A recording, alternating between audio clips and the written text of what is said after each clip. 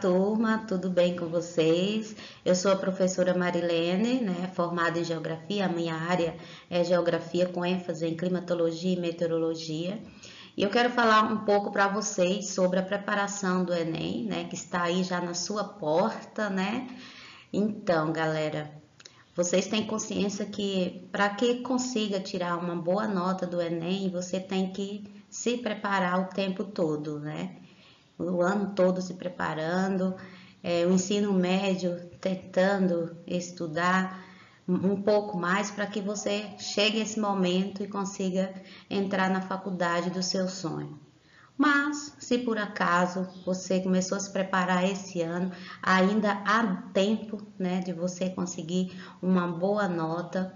Então, pensando nisso, eu vou falar para vocês aqui algumas dicas, alguns macetes, sobre o exame que está prestes a acontecer, para que você se saia bem, para que você tenha um bom desempenho durante a sua avaliação, Então, vamos lá, tirar uma nota boa e entrar na faculdade dos seus sonhos, ok?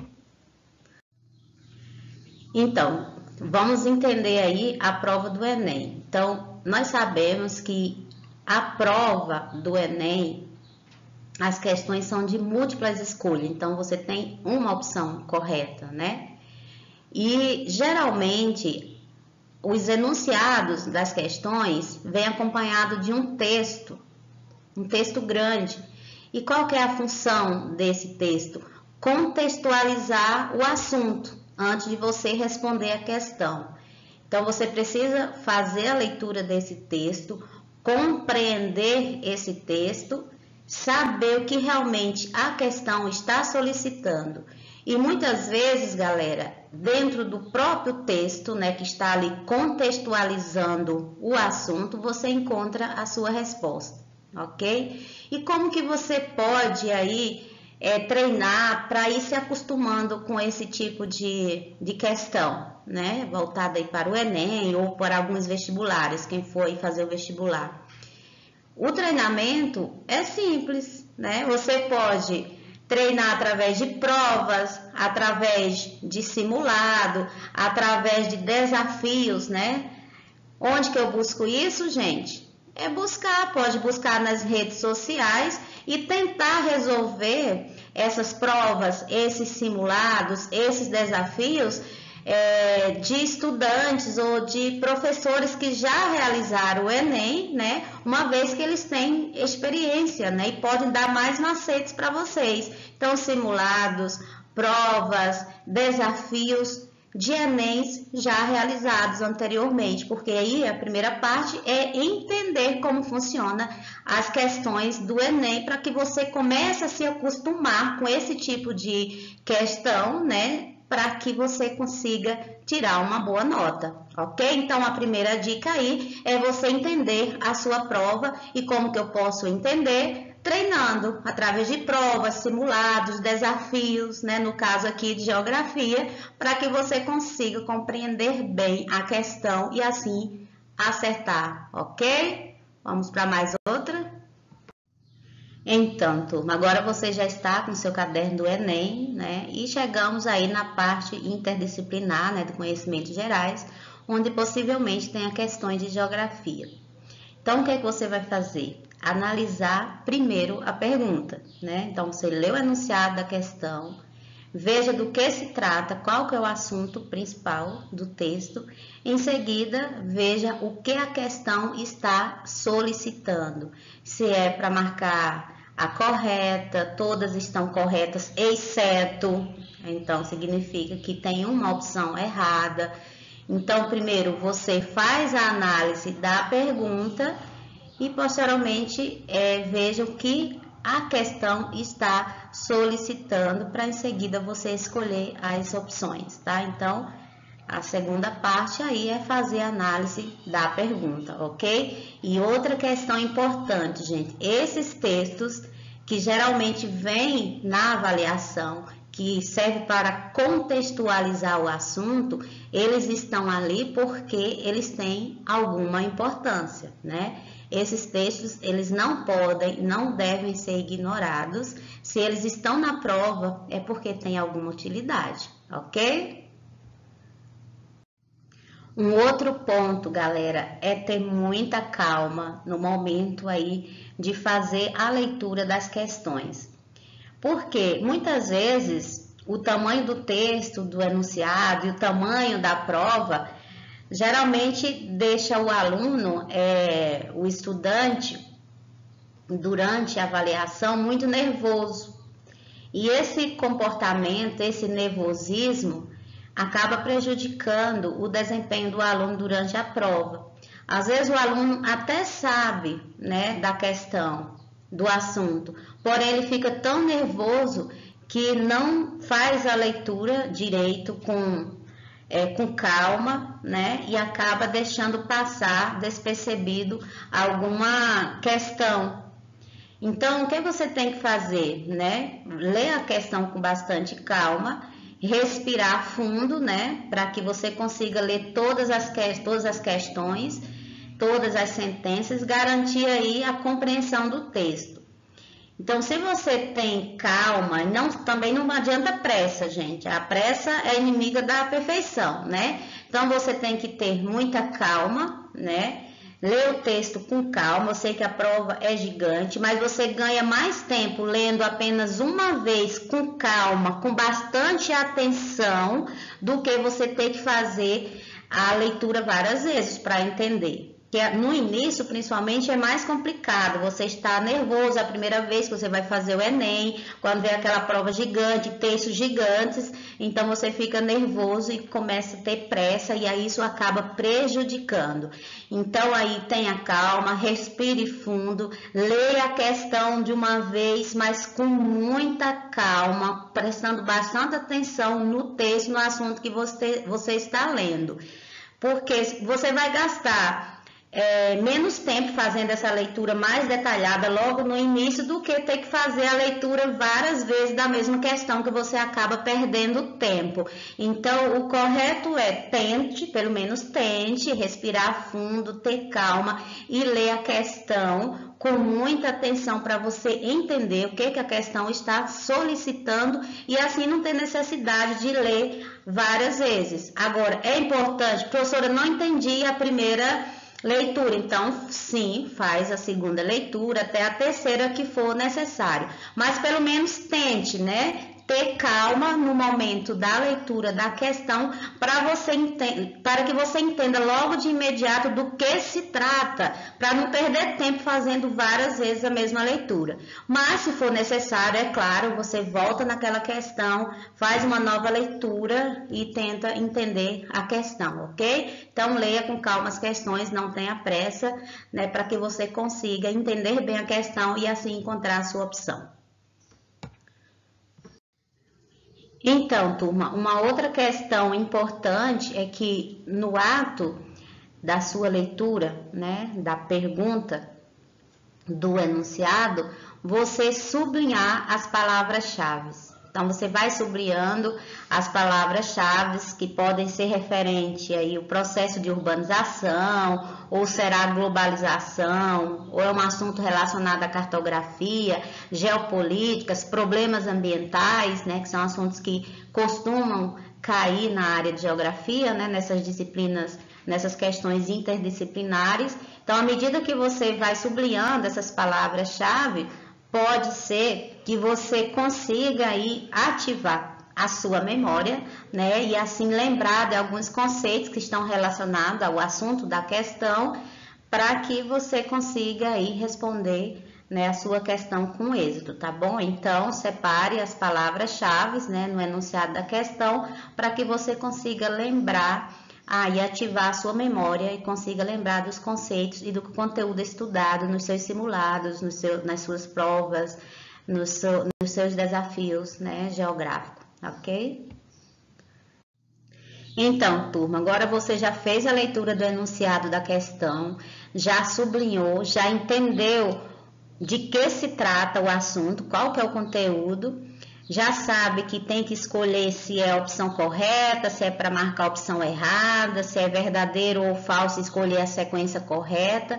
Então, sabendo disso, se você tiver dificuldade em escolher a opção, que você ainda não tem certeza qual é a opção correta, então o conselho, né, de pessoas estudiosas que geralmente trabalham com essas dicas é que você elimine as alternativas que você considerar e tiver certeza que estão erradas.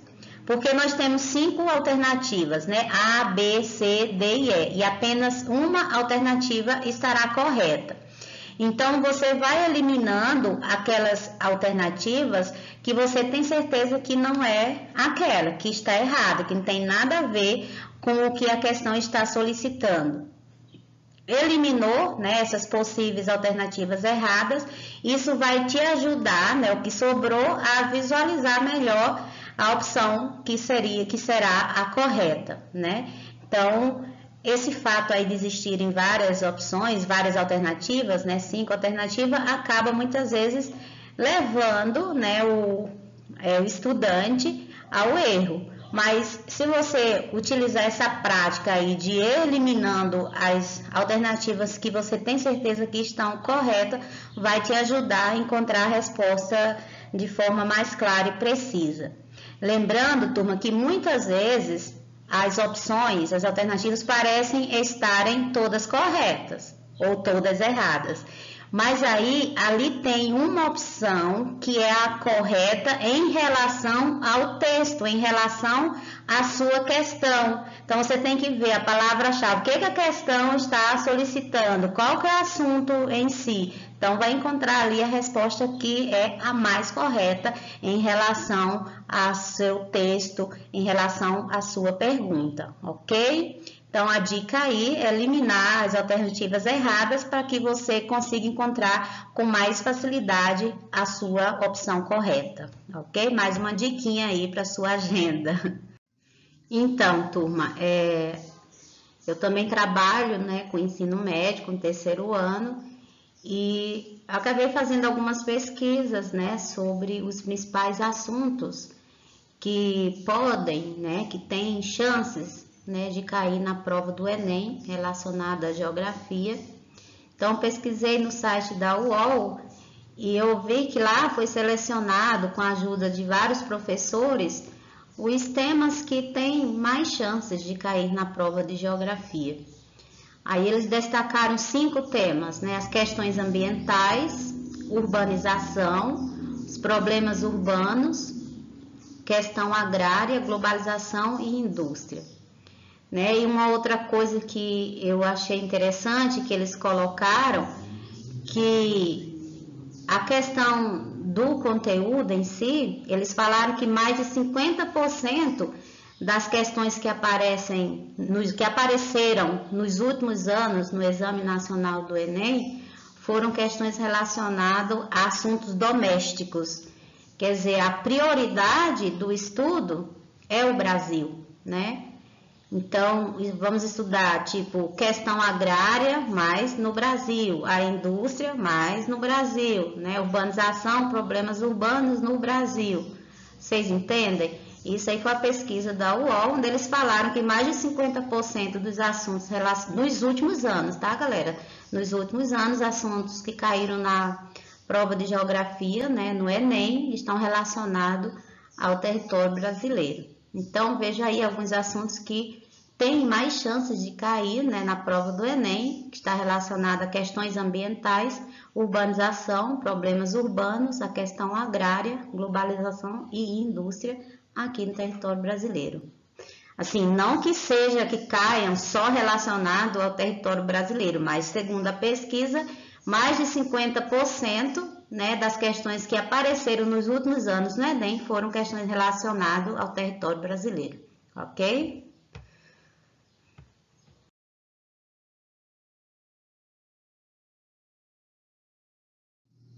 Então, turma, pensando no que eu já falei para vocês lá no início, a professora Vera Lúcia Antunes, que é a coordenadora do Objetivo, ela faz a mesma análise do que eu já fiz inicialmente, né?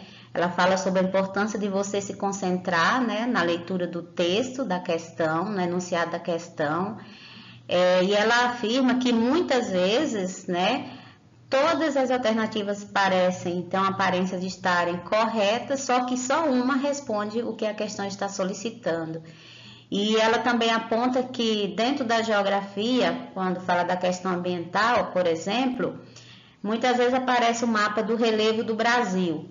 Mas não é que você tenha que decorar, né, o mapa do relevo do Brasil, você tem que compreender, sabe?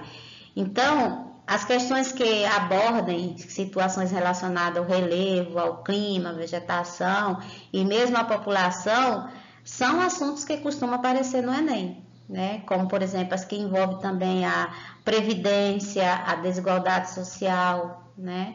Então, andei fazendo novas pesquisas e encontrei, né, esse relato da professora Vera Lúcia Antunes, que faz esse levantamento também, né? Que no ato pode cair aí questão do relevo do Brasil, do clima, da vegetação, da população, mas não que você tenha que decorar, você tem que entender, compreender, porque as questões do Enem são bem complexas. Muitas vezes você não sabe se a questão é de fato geografia, história, sociologia, mas essa é a ideia mesmo do Enem, sabe?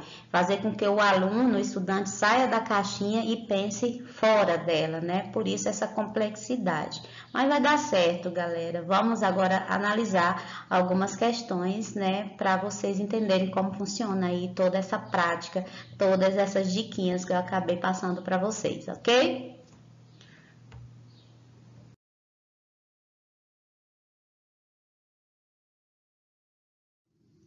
Então, galera, vamos analisar essa questão que foi retirada do Enem 2016.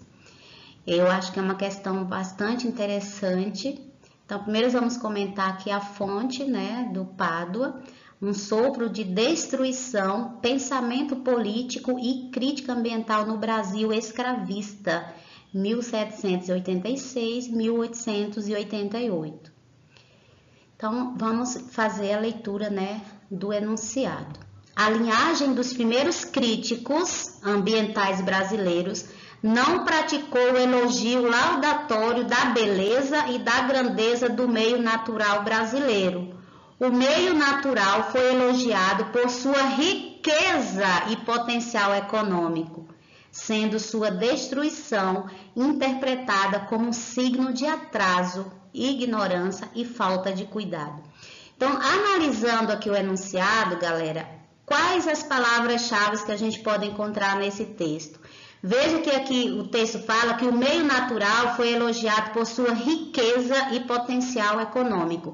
Então, riqueza e potencial econômico podemos considerar aqui como as palavras-chave dessa questão, certo?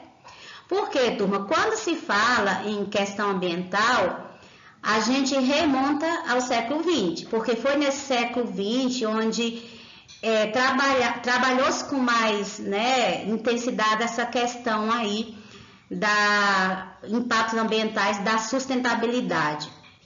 Mas os críticos ambientais do século XVIII, do século XIX, eles já tinham uma visão de conservação da natureza. Claro que não como igual à visão que nós temos hoje, mas eles já percebiam que havia a necessidade de preservar, né, se quisermos aí ter um desenvolvimento econômico.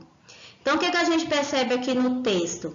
A palavra-chave, né, onde não se fala de fato da sustentabilidade, mas já tinha essa noção da importância da conservação. Porque antigamente, gente, quando falava com a área, tem bastante vegetação, é uma área com muitas áreas, né, com vegetação, áreas verdes, era sinal de atraso, não era um sinal de transformação, né? Então, agora vamos analisar, sabendo que as palavras-chave podem ser riqueza e potencial econômico, ok? Então, vamos lá. Descrevendo a posição dos críticos ambientais brasileiros dos séculos XVIII e século XIX, lembrando que os críticos do século XVIII e século XIX, o autor demonstra que, de via de regra, eles viam o meio natural como ferramenta essencial para o avanço da nação. Essa é a questão, gente, logo de cara, porque pensar as palavras-chave, riqueza e potencial econômica, né, sendo sua destruição interpretada como um signo de atraso. Então, eles viam o meio natural como uma ferramenta essencial para o avanço da nação, certo? Então, para desenvolver economicamente a região. Agora vamos ver a letra B, dádiva divina para o desenvolvimento industrial. Gente, nesse século que está falando aí do século XVIII e século XIX, nem programa assim de industrialização existia ainda nesse século aqui no Brasil, né? Então, tá errado. Letra C, paisagem privilegiada para valorização fundiária. Então, nessa questão fundiária, nem sempre nessa questão fundiária era vista de forma mais direta, né? É uma questão muito complexa aqui no Brasil. Então, não via essa de forma assim direta, não se trabalhava muito essa questão fundiária. Letra D, limitação topográfica para a promoção da urbanização. Então, o Brasil, gente, tem predominância de planalto. Então, não é isso que o texto também aborda, não está relacionado aí a limites topográficos, a questões de relevo, né, para inserir o processo urbano. E a letra E, obstáculo climático para o estabelecimento da civilização. Então, no texto também não retrata a questão, aqui é muito frio, aqui é muito quente, é mais chuvoso, tá? Então, veja que a questão A é a que tem mais relação aí com o texto, com as palavras-chave que nós destacamos aí, que foi a riqueza e o potencial econômico, ok? Então, a opção correta é letra A, ferramenta essencial para o avanço da nação. Uma questão retirada do Enem de 2015, veja que o autor da questão, né, é o Caetano, fala sobre o valor de cada gota, globo rural. Então, veja que tem relação aqui com a produção e, ao mesmo tempo, com o processo de globalização, haja vista que o enunciado da questão fala de tecnologia aplicada no meio de produção. Então, vamos lá. Tanto potencial poderia ter ficado pelo caminho se não fosse o reforço em tecnologia que um gaúcho buscou.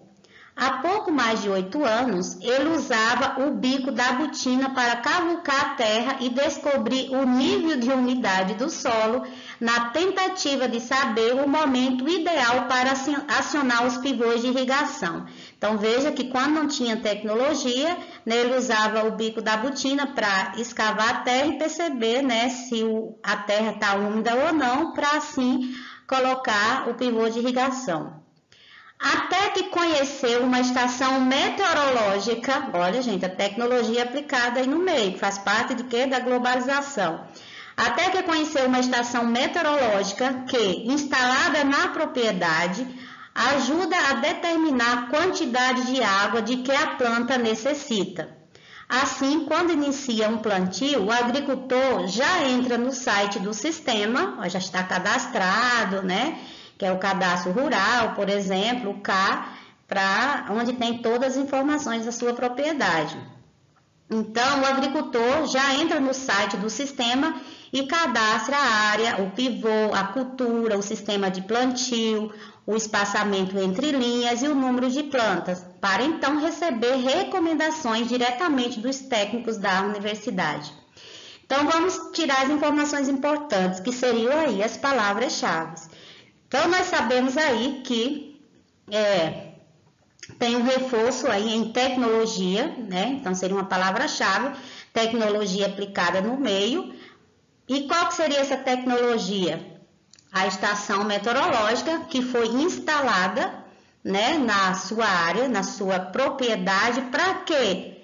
Para determinar a quantidade de água que a planta necessita. E com isso, gente, ele teve que se cadastrar, né, no caso, Cadastro Ambiental Rural, onde ele vai colocar todos os seus dados, pivô, área de cultura, sistema de plantio. Então, veja aí que nós temos tecnologia como palavra-chave, estação meteorológica como palavra-chave, que foi instalada na propriedade. Para quê? Para que serve uma estação meteorológica? Para monitorar. Então, qual que é a resposta? Letra A. Então, gente, você veja que o texto, ele mostra como os dados mais precisos podem gerar medidas mais eficazes e com menos perdas, né? Como, por exemplo, a instalação aí de alguma estação para monitorar o meio ambiente, para saber quando há necessidade ou não de intervir no meio, no processo, no caso, no processo agrícola. E vai permitir que o dono da terra ele possa monitorar suas atividades, para isso gerar mais produção. Então, letra A, que é a opção correta. Agora, vamos ver as outras opções? Então, turma, como eu falei, né, a implementação da tecnologia, que seria essa estação meteorológica, né, instalada na propriedade, que é uma das palavras-chave, vai garantir o quê? O avanço do processo de monitoramento da produção. E esse avanço, né, tecnológico é benéfico, né? Por quê? Porque o produtor agrícola ele vai ter um controle maior da sua produção, independente do que aconteça na variação do clima. Então, a estação meteorológica, que é uma técnica avançada, né, no processo produtivo, vai controlar a sua produção, ok? Só para complementar a explicação anterior.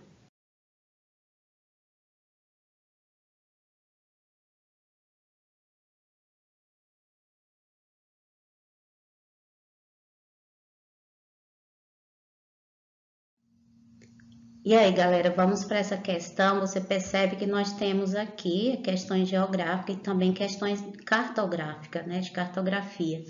Aqui não temos um texto propriamente dito, mas nós temos a figura 1, que é representado por um diagrama das regiões de intemperismo para as condições brasileiras, e temos a figura 2, que é o mapa das regiões Brasil mostrando o intemperismo, né?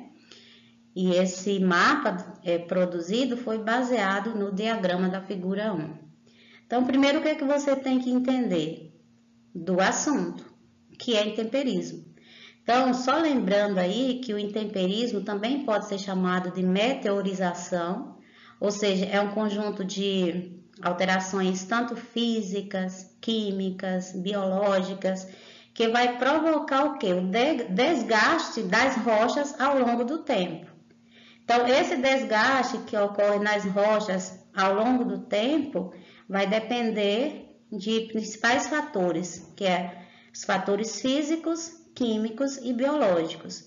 Aí aqui o diagrama mostra aqui ó, a precipitação e a relação com a temperatura, precipitação e temperatura e sua relação com os graus do intemperismo.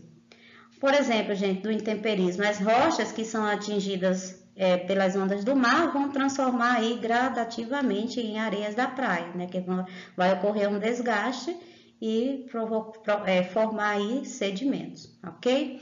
Então vamos lá para a figura 1. Veja que nós temos aqui a precipitação média anual, que vai de 0 a 2.800 milímetros de chuva, e a temperatura de 0 a 35.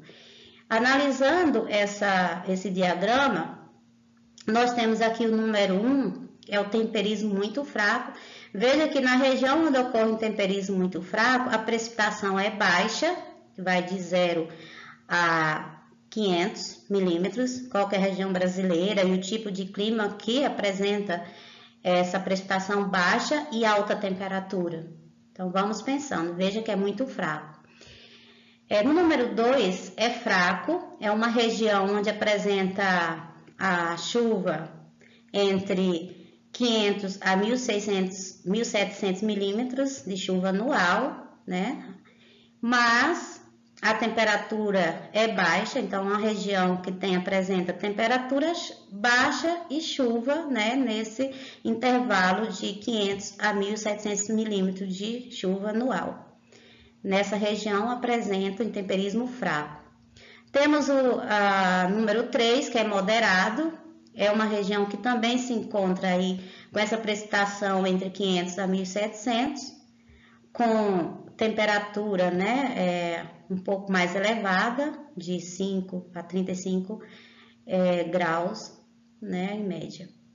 E nós temos aí o número 4, que o intemperismo é forte, é uma área onde você percebe que chove bastante, né, entre 1.200 a 2.800 milímetros, porém é uma região bastante quente, basicamente chove o ano inteiro, mas é também quente o ano inteiro. Agora vamos comparar aqui com a figura 2. Veja que o mapa das regiões do intemperismo estão relacionados ao diagrama. Essa parte escura, número 4, intemperismo forte, certo? O número 3, intemperismo moderado. Qual que é a região aqui? 3, ó. Aqui a região 4 pega quase toda a região norte do país, um pouco da central, né? Então, pensa aí nas características climáticas dessas regiões. O 3, né, o moderado. O 2 seria fraco e o 1, muito fraco. Então, qual que é a região brasileira e qual clima, né, predomina essa área aqui que apresenta o intemperismo fraco? Lembra que o intemperismo é um conjunto de processos físico-químicos, físicos e biológicos. Pode ocorrer através da força da água, do vento, né, do calor, do frio. Então, essa região aqui brasileira, número 1, apresenta que tipo climático? Então, vamos lá para a questão. Então, de acordo com as figuras, a intensidade de intemperismo de grau muito fraco, que é o número 1, é característico de qual tipo climático? Então, veja que você relacionou a precipitação, temperatura com o grau de intemperismo, comparando com as regiões brasileiras. Essa região aqui, número 1, que apresenta intemperismo muito fraco, é a região Nordeste, né? Parte da região Nordeste, que apresenta que tipo de clima? Clima semiárido. Portanto, letra D. Ok? Beleza? É o clima semiárido, gente, que apresenta as características que estão descritas aí no diagrama, né, da questão. Porque o clima semiárido, ele apresenta alta temperatura, como você pode ver no diagrama, baixa umidade, veja que chove pouco, né, ao longo do ano, tem um longo período de estiagem, com chuvas escassas e mal distribuída. Então, o clima semiárido é o mais quente, né, presente aí em grande parte da região Nordeste. Então, se chove pouco, se a chuva é má distribuída, então o processo de intemperismo também é muito fraco.